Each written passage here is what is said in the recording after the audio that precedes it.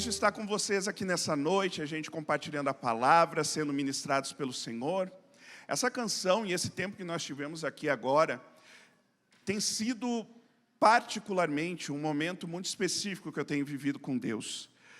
A questão de eu poder estar na igreja, dando unicamente valor a Ele, e dele fluir todas as coisas que eu preciso viver, sejam os meus relacionamentos, sejam os ministérios que Ele me permitir, servir, sejam as experiências, enfim. Eu tenho esse desejo que nós, como igreja, possamos entender isso. E não quer dizer que eu estou desvalorizando a sua listinha de pedidos ao Senhor, que eu acredito que elas possam existir, que eu acredito que você veio desesperado, de repente, nessa noite, para que ela fosse atendida. Mas eu entendo que a partir do momento em que nós contemplamos o Senhor, assim como o apóstolo Paulo fala, muitas coisas perdem o valor. E eu passo a entender que eu só preciso dele. Amém? E nessa noite eu quero conversar com vocês, o título dessa mensagem será Recalculando a Rota, Quem dirige, quem tem o GPS ao seu serviço, já deve ter ouvido algumas vezes essa frase, ou o GPS falando, ou você tendo a consciência desta função dentro desse aparelhinho que salva muitas vidas. E eu já começo falando para vocês que se a minha família não tivesse no nosso GPS a função de recalcular a rota, provavelmente eu não estaria aqui, eu estaria perdido em algum lugar. Porque eu sou um cara extremamente perdido. É o seguinte, eu tenho dois contextos dentro da minha família. O meu falecido pai era um homem que ele, provavelmente, eu não lembro, de ele ter usado alguma vez GPS. Inclusive para ir a lugares que ele não conhecia. Bastava alguém explicar para ele o seguinte, vai por ali, dobra em tal lugar, sabe aquele lugar? Chega até lá. E daí lá você vai entrando em tal rua... O meu pai chegava onde fosse que tivesse que chegar. Era surpreendente. Em contrapartida, eu não fui feito só por um pai, eu tenho uma mãe. E essa mãe, que pode ser que ela esteja assistindo a essa transmissão, beijo, mãe.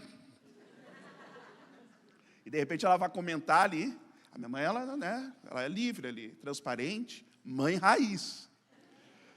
Minha mãe já era um pouco diferente. Ontem eu conversando com ela, só para não errar a história, e ela conta que quando ela começou a trabalhar aos 16 anos, ela foi fazer serviço de rua no centro de Porto Alegre.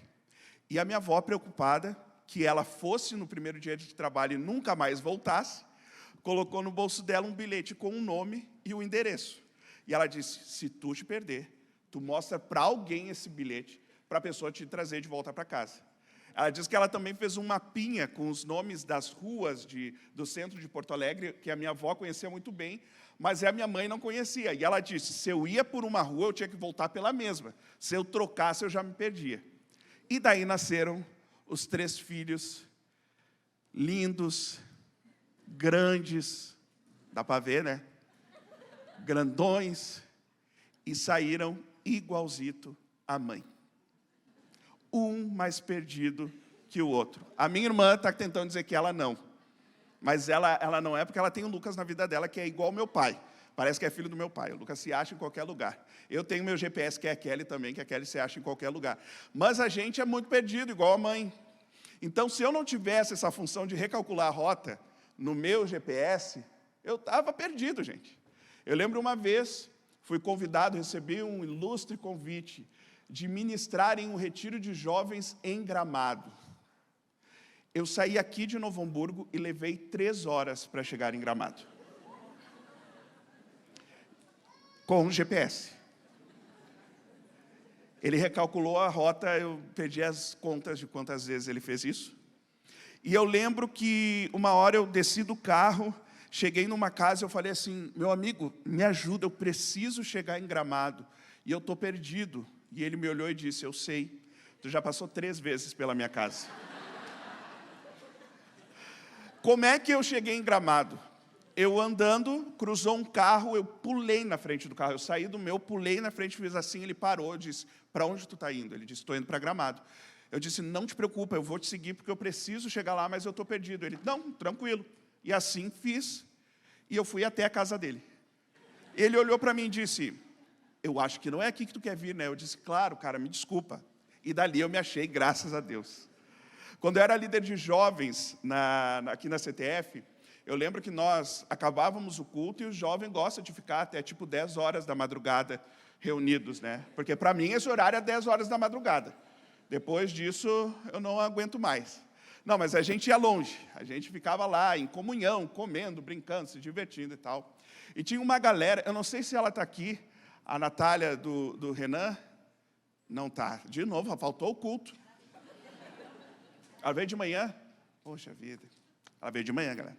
Mas ela era uma das pessoas que depois que a gente acabava ali a nossa bagunça, eu levava ela para casa. Ela e um grupo de pessoas ali que eu reunia. Se eu estiver aqui hoje na casa dela, eu não sei. E ela sempre, Rafa, vou te explicar. Ela me explicava e tal, eu não sabia chegar na casa dela. Então, assim, sou, né, um cara problemático nessa questão de me achar. O meu irmão é a mesma coisa, a minha irmã, ela disse que não é, então está tudo certo. Né, Lucas? Está tudo certo. Mas, se eu saio sozinho, muitas vezes o carro recalcula a rota umas diversas vezes, porque eu entro na rua que não é para entrar, eu faço uma bagunça louca. Mas eu quero usar esse contexto justamente para você que passa por isso, que tem que lidar com essa situação e que entende, né, esse exemplo, porque eu estou recalculando a rota em diversas áreas da minha vida. Sabe quando você toma um rumo que te leva ao destino errado? Você está caminhando, você está numa boa, e quando você diz, você chegou ao seu destino, e você olha, tá, mas não era aqui que eu queria vir? Né, tem coisa errada aí. Ou você chega ao seu destino, mas pelo pior caminho. E é justamente sobre isso que eu tenho tentado me atentar. Eu sou uma pessoa muito autocrítica, então, geralmente, eu estou sempre me observando, me autoanalisando, principalmente porque eu não quero viver algo sem sentido ou com um sentido errado. Eu sei que a autocrítica em demasia, ela é um pouco perigosa, porque nós acabamos sendo muito duros com a gente mesmo, né? Mas eu também entendo que o importante de ser assim é que eu constantemente percebo, tá? Eu percebo as correções que eu preciso fazer na minha vida. Eu percebo, falta às vezes eu dar alguns passos, não sei se vocês me entendem, né? De corrigir algumas coisas, mas ainda assim eu percebo correções que eu preciso fazer na minha vida. E quando eu falo sobre recalcular rota, é justamente sobre encontrar o caminho para realizar essas correções. E o que eu quero, a minha intenção nessa noite aqui com vocês, é poder te ajudar a recalcular a rota na nossa jornada cristã. Naquilo que nós estamos caminhando ao longo desses muitos anos, ou de repente desses últimos minutos, né? E entender o nosso destino e como nós podemos chegar até esse destino. Amém? Vamos junto nessa viagem, prometo não me perder, tá bom? Porque está tudo escrito aqui, então não tem como, só se o computador desligar. Amém? Então, qual é o meu destino? Eu acho que nós, muitas vezes, nós pregamos ou apresentamos o Evangelho para o mundo de uma maneira muito rasa. Tá? Nós, às vezes, falamos o seguinte, se você repetir essa oração, aceitando Jesus, quando você morrer, você estará no céu com Deus.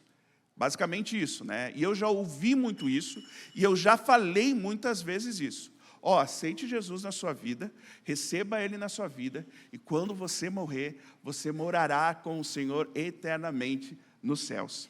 E, pessoal, existem alguns problemas de nós falarmos isso. E o primeiro problema em relação a isso é que isso não está na Bíblia, pelo menos não desse jeito. Esse tipo de abordagem não é a abordagem que a Bíblia nos indica a nós termos. E o segundo problema que nós encontramos em relação a falar sobre isso, é que nós então entregamos a mensagem de que existe um Deus lá no céu, esperando você morrer, para que você possa estar com Ele. E de repente, as pessoas só vivem nesse contexto, nesse convívio de igreja, com medo de perder a oportunidade pós-morte de encontrar a Deus, né? E acaba perdendo uma grande oportunidade do presente, do agora, em relação a relacionamento com Deus. E eu gostaria, então, que você abrisse a Bíblia no livro de Colossenses, no primeiro capítulo. E nós vamos ler um pouquinho da proposta da cruz para as nossas vidas, e nós vamos entender que, na verdade, existe muito mais do que simplesmente acreditar que, após a morte, eu vou encontrar Deus lá no céu me esperando. Certo? Então, abra aí comigo Colossenses, no capítulo 1, e nós vamos ler a partir do verso 15.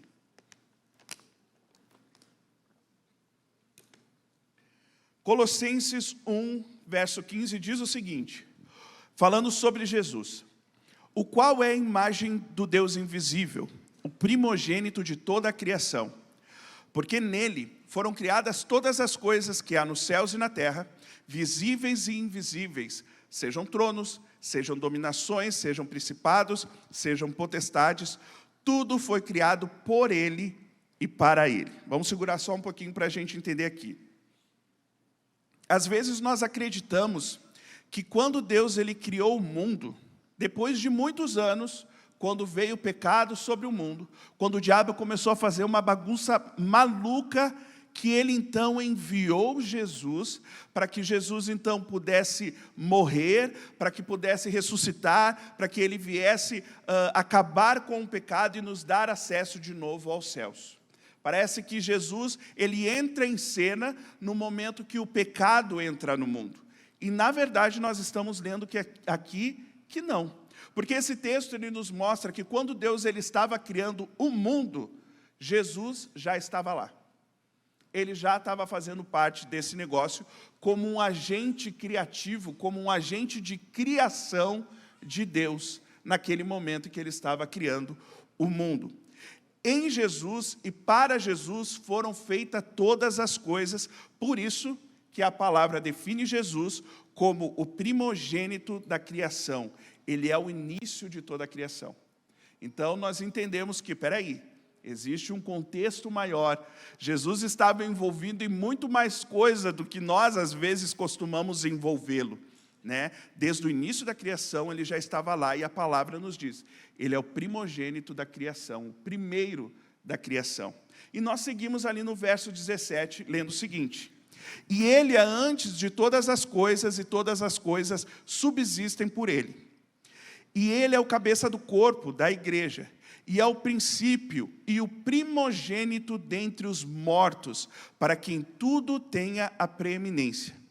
Porque foi do agrado do Pai que toda a plenitude nele habitasse, e que, havendo por ele feito a paz pelo sangue da sua cruz, por meio dele, ouçam isso, reconciliasse consigo mesmo todas as coisas, tanto as que estão na terra, como as que estão nos céus. Amém?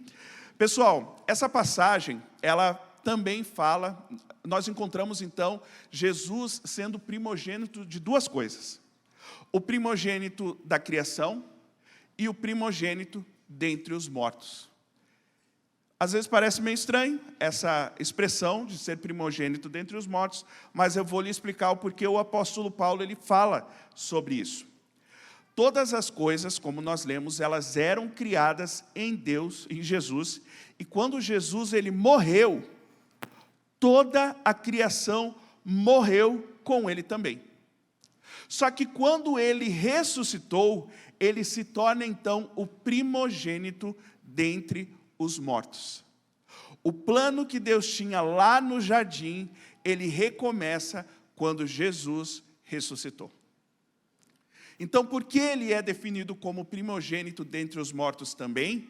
Porque quando ele morre e toda a criação morre com ele, ele então vence a morte e ressuscitou, então ele é o primogênito entre todos os mortos. E ele recomeça o plano de Deus lá no jardim, o plano original. Ele reconcilia a criação ao plano original. E qual é esse plano? Por muito tempo, eu de fato apresentei o Evangelho para o mundo dessa forma muito rasa. Nós somos pecadores, nós temos pecado em nossas vidas. Jesus morreu para tirar todos os nossos pecados e nos perdoar e nos colocar no céu. Na verdade, a mensagem que o próprio Jesus ele pregou na Bíblia não foi que ele morreu para nos colocar no céu. Rafão, Esperou um culto cheio para largar essa bomba. E agora, para onde iremos nós? Na verdade, ele morreu para colocar o céu dentro de vocês. De nós, né? Eu não posso sair dessa. Colocar o céu dentro dos nossos corações. Isso é uma porção da mensagem do Evangelho, da mensagem que as boas novas carregam. Ele não morreu para colocar a gente no céu. Ele morreu para colocar o céu dentro de nós. Por isso que ele reconcilia a criação com o seu Criador. O texto que nós lemos antes nos mostra que a proposta da cruz é justamente essa: reconciliar a criação com Deus Pai. Então foi isso que ele fez, tá? Para reconciliar os filhos de Deus com o seu Deus Pai. Não era simplesmente perdoar ou tirar os pecados, mas era para nos redimir, reparar um erro cometido para que houvesse então essa reconciliação. Agora eu quero te convidar, vamos juntos recalcular aqui a rota, para onde essa reconciliação ela vai nos levar. Ele nos reconcilia para o quê? Que lugar é esse?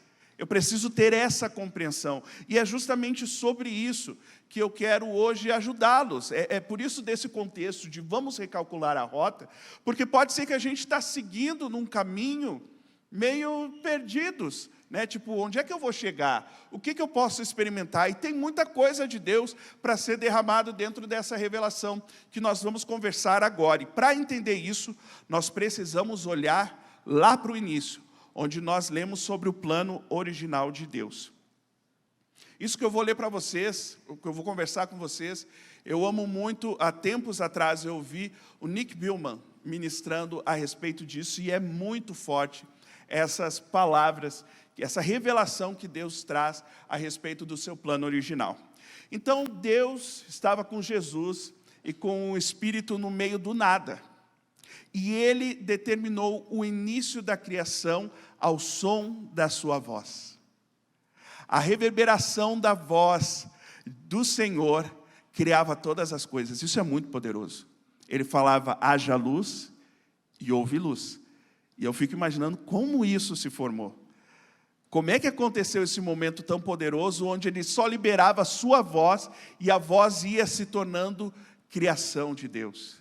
Que hajam os firmamentos, que hajam as ervas, que hajam os animais, os répteis, os que nadam. Ele começou só com a sua voz declarar a criação, e assim a criação se fez. Mas nós vemos a criação do homem, dos filhos de Deus, de uma forma diferente. E é aí que nós encontramos pela primeira vez a imagem do Deus Pai na Bíblia. Ao criar um homem, ele não falou como ele falou com todo o restante da criação. Ou na sua Bíblia está assim, e Deus disse, haja o homem, e houve o homem. Não está assim. Haja os meus filhos, e houveram os filhos de Deus. Nós não encontramos esse relato. Mas o que acontece é que ele sai do seu lugar no céu. Olha a importância desse negócio, gente. Ele sai do seu lugar no céu, e ele vem até a terra, e ele coloca as mãos dele na sujeira da terra. Eu comentava agora de tarde, eu sou uma pessoa que eu não tenho muita frescura, eu sou bem tranquilo com um monte de coisa, mas tem um negócio que eu não consigo, é ficar com mão suja. Se eu, por exemplo, se eu vou numa lancheria, e não limparam a mesa, e daí fica aquele grudado ali de refrigerante, seja lá, e eu coloco a mão ali, eu já fico assim, ó. E daí eu preciso ir no banheiro lavar minha mão. Então eu tenho essa frescura, eu tenho, confesso para vocês. E se eu fizer algum trabalho na terra, se eu for plantar, se eu for fazer seja lá o que for, para ver como eu não faço nenhum trabalho na terra, né? Mas se eu for fazer, eu provavelmente farei, e depois eu vou lavar minhas mãos, porque estará suja as minhas mãos. Então nós entendemos que realmente a terra, nós encontramos sujeira nela. Ou por acaso alguém aqui come terra? E daí a gente fala o quê? Não come, é sujeira, né? Exatamente.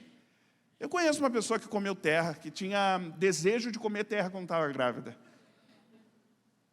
Não posso expor, né? Não posso expor que ela está assistindo. Mas, enfim, nós entendemos que a terra é sujeira. Então, ele vem dos céus, ele sai do seu lugar de habitação plena, vem à terra, coloca as mãos na sujeira da terra e tira o filho dele da terra.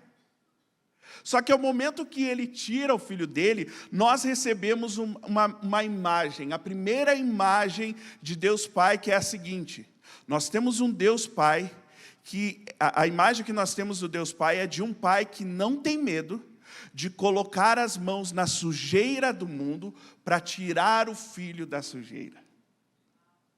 Loucura, né?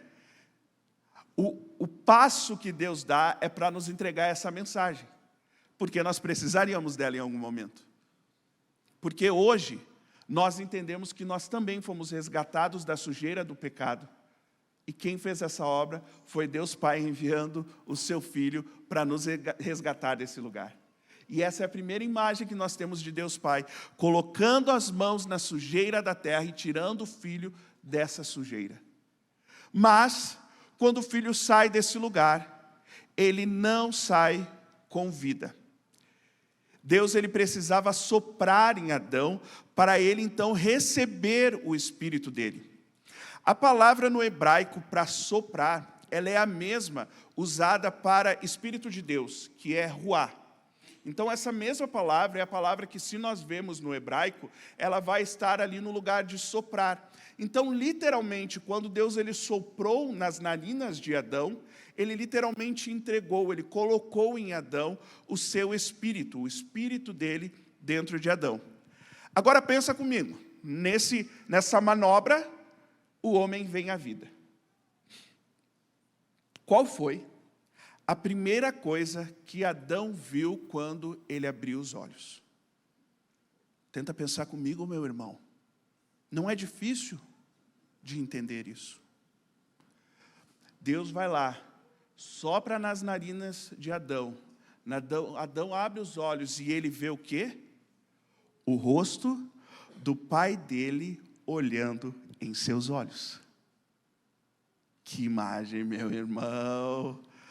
Podia ter sido assim com a gente também. Seria bem interessante. E isso tem muito significado. Porque Deus ele poderia fazer de várias formas. Ele poderia estar no lugar dele, no céu, e olhar para Adão e dizer, viva. E ele viveria. E Adão levantaria entendendo a mensagem que tem um Deus Criador poderoso lá nos céus. Poderia ser assim. Ele tem poder para isso. Deus também poderia se manter a uma certa distância de Adão e olhar para ele e dizer, vida. E Adão viveria. E Adão teria a mensagem, esse Deus é um Deus criador e poderoso, mas Deus, ele teve uma intenção ao fazer isso. Ele fez o que fez porque ele queria entregar essa mensagem específica para a humanidade. Quando o homem ele abre os olhos, ele se encontra na sua posição original, que é face a face com o seu Pai. Entende qual é a condição original da humanidade? É estar face a face com o seu Pai. Jesus ele morreu na cruz e ressuscitou para trazer toda a criação de volta ao plano original. Ele é o primogênito da criação, o primogênito dentre os mortos. Então nós nascemos para isso. Muitas vezes você vem aqui na igreja, as pessoas dizem, olha meu irmão, você nasceu para ser pastor. Ou chega para você, você nasceu para ser um missionário. Você nasceu para ser baterista. Né? Sou baterista, né, Israel? Israel até chorou. Chorou, negrão. Chorou, não. Você nasceu para ganhar as nações. Cara, tudo isso é importante. Mas isso só é importante se você se colocar no seu lugar original de fato, que é um lugar de intimidade com Deus Pai. Daí tudo a partir daí flui de uma forma saudável e da maneira que deve fluir. Então, se você quer entender para o que você nasceu, qual é o propósito de Deus, de Jesus em ter se entregado na cruz por você, você compreende isso, é para que você possa estar novamente reconciliado com esse lugar de estar face a face com o seu Pai. Amém? Glória a Deus. Jesus, ele foi o único homem que caminhou na terra e não caiu no pecado, e isso deu a ele a condição de ser levantado como primogênito entre os mortos, e por isso, só ele poderia fazer uma aliança com Deus Pai. Então a nova aliança, ela é linda, mas eu e você, nós não temos a condição de fazer essa aliança com Deus, porque nós temos pecados em nossas vidas. Por isso que em João 15, ela nos diz que ao crermos nele, em Jesus, e recebermos a sua palavra, nós estaremos nele e nele em nós. Ele é a videira e nós somos os ramos. E assim nós podemos renovar com Cristo essa aliança com Deus Pai. Então nós não podemos mais pregar esse evangelho que diz, tem um Deus te esperando lá nos céus, que quando você morrer Ele vai te encontrar lá. Porque Ele é Deus Emanuel, Ele é Deus conosco. E Jesus morreu para colocar os céus dentro de você. Entenda isso de uma vez por todas. O desejo que você tem das coisas celestiais, Deus hoje traz para dentro de você, para que você viva isso agora. Entenda que nós estamos indo para a eternidade com o Senhor, para viver no reino dEle. Como é que eu vou chegar lá sem entender como é que é isso? Então Ele já vai nos preparando agora. Então o céu está dentro de você para que você possa experimentar essa atmosfera desde esse momento e entender quando chegar lá o que nós vamos poder viver. Antes da crucificação, a Bíblia, ela registra a última conversa que Jesus teve com Deus Pai antes de acontecer, de fato, esse sacrifício.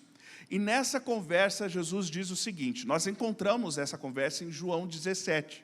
E no versículo 13, ele vai falar o seguinte, e a vida eterna é esta, que te conheçam a ti só, por único Deus verdadeiro, e a Jesus Cristo a quem enviaste. Então, a gente fica buscando a vida eterna, aguardando a vida eterna. Mas daí Jesus vem e diz assim, a vida eterna é essa, que te conheçam, Deus, como o único Deus, e a Jesus a quem tu enviaste. Vemos aqui que Jesus, ele não define a vida eterna como o futuro, como as nuvens do céu, ou como a nossa morada celestial, mas nós vemos que ele diz que a vida eterna é conhecer a Deus e conhecer Jesus que o Pai enviou.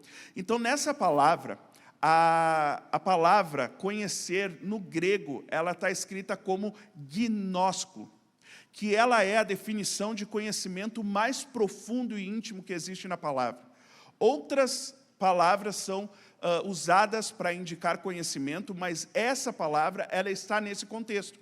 A vida eterna é gnosko, que nós possamos conhecer Deus e conhecer Jesus da forma mais íntima possível, amando e sendo amado por Ele, e isso não acontecerá só quando nós estivermos lá no céu, mas a partir do momento que eu digo sim para Jesus e me reconcilio com esse propósito, eu automaticamente estou vivendo vida eterna. Um momento de conhecimento de quem é Deus e de quem é Jesus. Eu e a Kelly, nós nos conhecemos há mais de 10 anos. E nós estamos nos relacionando há 7 anos e casados há 4 anos.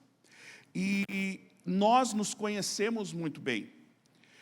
Mas, ao mesmo tempo, quando vai passando os anos, existem coisas dela ou coisas minhas que nós vamos tomando conhecimento aos poucos. Eu não esperei, por exemplo, conhecer a Kelly inteiramente para dar um passo para me relacionar com ela. O meu relacionamento foi me dando uma compreensão de quem ela era e todos os dias, às vezes eu encontro talentos novos, coisas que ela gosta, coisas que ela não gosta, e comportamentos que eu achava que ela não poderia ter, ou que ela tem e eu não sabia, e nós vamos nos conhecendo. E com Deus, É mais ou menos assim, porque não dá para esperar nós termos uma compreensão total de quem Ele é e assim nos decidirmos viver eternamente com Ele. A vida eterna é esse processo de conhecimento, de aprofundamento, de compreensão de quem Ele é, e assim então conhecer mais o seu coração, e amá-lo, e ser amado por Ele, e assim ir desenvolvendo essa intimidade com Ele. Só que nós somos chamados para isso. E às vezes nós perdemos tempo com várias outras coisas que não é conhecer a Deus, que é conseguir oportunidades, que é achar o meu lugar em meio à multidão, que é tentar visibilidade, que é tentar holofotes, que é tentar palco, e a gente perde tempo com isso, sendo que nós fomos criados, então o nosso íntimo deseja conhecer a Deus, conhecer a Jesus a quem Ele enviou. Então, quando nós entendemos que nós fomos reconciliados ao plano original da criação, nós compreendemos que eu quero andar face a face com o meu Criador, olhando dentro da bolita do olho dele e sendo ministrado por essa conexão. A palavra ela nos diz que se nós acreditarmos em nosso coração e confessarmos com a nossa boca, nós seremos salvos. Só que é o seguinte, nossa abordagem muitas vezes é arrancar do indivíduo a confissão. Confessa aí, meu irmão, que você crê em Jesus. Faz uma oração de confissão ao Senhor, porque quando você morrer, você vai estar com Ele lá na terra, lá nos céus. Mas, pessoal, a confissão por si só, ela não é o que nós precisamos. E, na verdade, nós nos frustramos com o reino de Deus, porque nós estamos justamente levando as pessoas a esse lugar. Confessa que você aceita Jesus na sua vida, e a pessoa nem entendeu o porquê dessa confissão. E daí ela começa, a partir daquele momento, a se dizer, eu sou cristão, eu sou crente, eu sou evangélico, porque eu confessei Jesus, eu fiz a oração de confissão, só que a mente dela, a compreensão do destino dela está totalmente distorcido. Aqui a palavra nos diz que a confissão, ela tem que ser mediante a uma crença. Nós temos que crer em algo. Então nós precisamos declarar que Ele é Emanuel, Ele é um Deus presente, que ama se revelar àquela pessoa, e conduzindo a pessoa a um lugar de origem, e a partir do momento que ela crer nisso, ela vai naturalmente confessar que ela diz sim ao Senhor Jesus. Naturalmente, nós nunca entenderíamos isso. Naturalmente, nós somos conduzidos para longe dessa verdade. Naturalmente, nós somos distanciados do nosso lugar de origem. Então, somente Jesus, Ele tem a condição, pela sua graça, de nos salvar e de nos reconciliar com esse plano original. E essa deve ser o nosso discurso às pessoas. Jesus morreu na cruz por você, para que você fosse reconciliado à sua originalidade, que é andar face a face com Deus, ter intimidade com Ele e entender que Ele é um Deus conosco, Ele é Deus Emanuel, Ele é Deus presente, que não quer te levar para o céu, mas quer colocar o céu dentro de você. Você aceita isso? E se a pessoa crer, ela confessa Jesus de todo o seu coração. Agora não é colocando medo de dizer, aceita meu irmão, que se tu aceitar, tu vai para o céu. Agora, se tu não aceitar, fogo para você, né? Daí o cara fica temeroso, e eu não faria diferente, eu aceitaria, né? Recalcular a rota nos ajuda, de fato, a dar sentido às coisas. Você vive consciente do porquê você crê naquilo que você crê? As verdades e a vontade de Deus para esse trajeto que você está trilhando são claras para você? Sim, assim nós cremos, assim nós vamos viver. Caso eu não viva isso, é porque ou eu aprendi errado, ou eu decidi pegar um outro caminho. De repente um atalho, um caminho mais fácil. Só que eu preciso te falar uma coisa.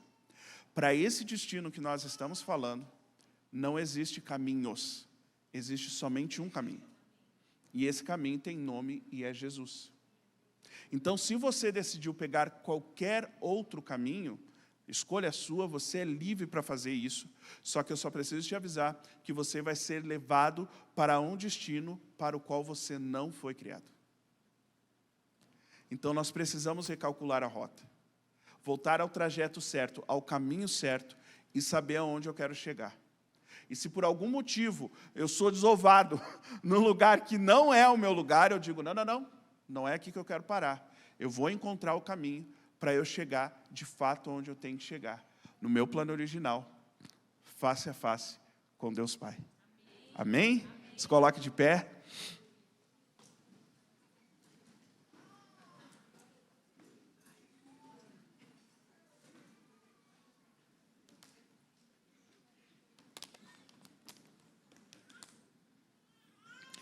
Eu quero orar com você nessa noite, e eu quero, a minha intenção é que nós juntos possamos experimentar esse lugar de face a face com Deus. Mas eu também quero para aqueles que essa mensagem ela se torne uma novidade, porque eu acho que existem pessoas aqui que não estão recalculando rota nenhuma, disseram, Rafão, só confirmou, está tudo certo, estou indo em direção ao lugar certo. E eu creio mesmo, né? Vocês são intencionais com a palavra, comprometidos com a palavra de Deus e já compreenderam essas verdades. Mas eu acredito que podem ter pessoas que não. Diz, não imaginava isso, não esperava isso. Eu fui reconciliado para o meu plano original, de estar face a face com Deus. Esteja orando no teu coração, buscando a revelação disso que você ouviu nessa noite. E para que então os seus lábios confessem com verdade, com intencionalidade, que Cristo é o teu Senhor. Amém? Mas vamos orar e nós vamos adorar juntos. Creio que o Senhor vai derramar da sua presença. O Espírito Santo está aqui neste lugar, ministrando os nossos corações e nos levando à reconciliação com o plano original de Deus. Amém? Aleluia. Espírito Santo de Deus, Tu és bem-vindo neste lugar. Nós te damos toda a honra e toda a glória, e nós te agradecemos por essa noite, pela ministração, por aquilo que o Senhor tem derramado sobre as nossas vidas. Nós oramos, pedindo para que Teu Santo Espírito de Deus toque os nossos corações, esteja afirmando essas verdades dentro de nós. Nós fomos resgatados de um lugar de sujeira, de um lugar de pecado, e nós fomos reconciliados com a criação, com o Criador, entendendo que nós nascemos para andar face a face com o nosso Pai. Nós nascemos para estar em intimidade com o nosso Pai, e Ele não é um Deus distante, esperando a nossa morte lá no céu, para que se nós aceitamos a Jesus, nós vamos encontrá-lo. Ele é um Deus que deseja manifestar os céus no meio de nós. Ele deseja manifestar o céu aqui e agora, em nossas vidas, na nossa história. E nós clamamos para que Ele venha, nós clamamos para que Ele se manifeste em nosso meio, nós oramos para que Ele venha nos encontrar face a face, assim como Adão experimentou no soprar de suas narinas o fôlego de vida, abriu os olhos e viu os olhos do seu Criador. Nessa noite nós queremos viver essa mesma experiência de intimidade profunda com aquele que nos criou. Vem, Espírito Santo, esteja trazendo essa convicção, essa crença ao coração dos teus filhos. Esse é o propósito da cruz. Jesus, o primogênito dentre os mortos, se entregou para reconciliar as nossas vidas com o nosso Criador, com o nosso Pai de amor. E nós queremos provar isso nessa noite, em nome de Jesus. Aleluia. Vamos adorar o Senhor. Vamos adorar com todo o nosso coração.